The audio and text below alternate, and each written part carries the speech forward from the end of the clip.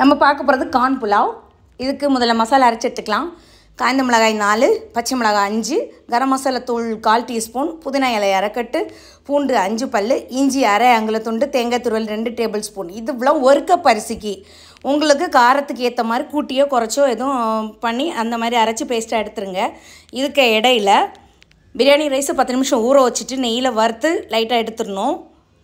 Corn 3 முழுசாக நான் ஓவனில் வேக வச்சு எடுத்துருந்தேன். நீங்கள் குக்கரில் 10 to 15 நிமிஷம் வேக வச்சு உதுத்து எடுத்துடலாம். இப்போ குக்கரை அடுப்பில் வச்சாச்சு. சூடான உடனே பிரிஞ்சி இலை, பட்டை, கிராம்பு இவ்வளோ வதங்கட்டும். வதங்கினதுக்கப்புறம்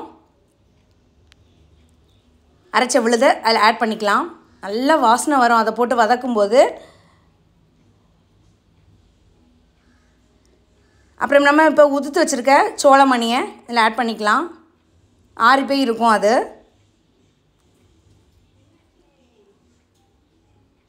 கூடால எடுத்து வச்சுருக்க தேங்காய் பாலையும் அதில் ஆட் பண்ணிக்கலாம். இப்படிப்பட்ட சுவாரஸ்யமான வீடியோஸ் பார்க்குறதுக்கு கன்னியாகுமரி தென்றலுக்கு சப்ஸ்கிரைப் கொடுங்க,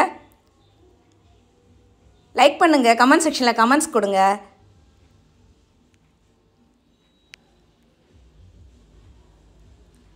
இப்போ தேங்காய் பால் கொதிச்சிரும்.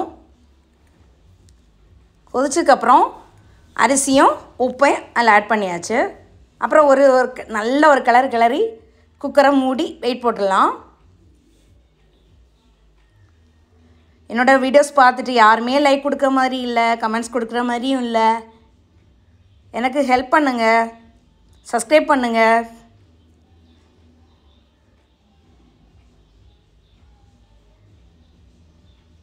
இப்போது தீயை கொஞ்சம் குறைச்சிடணும். நம்ம குறைச்சிட்டு வெயிட் போட்டாச்சு.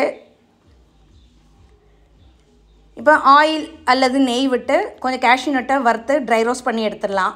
ட்ரை ரோஸ்ட் இல்லை, கொஞ்சம் வறுத்து எடுத்துடலாம்.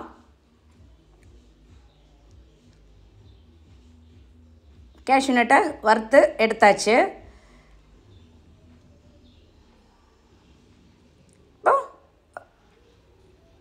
நமக்கு கார்ன் புலாவ் ரெடியான உடனே கேஷ்யூ நட்டை மேலே போட்டு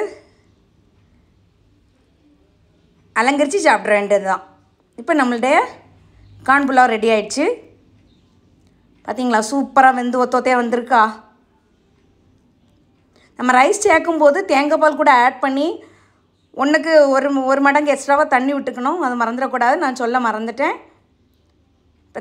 இப்போ 1 கப் அரிசின்னா 2 கப்பு தண்ணி வேணும். அதுக்கு 1/2 கப் தேங்காய் பால்னால் 1/2 கப்பு தண்ணி.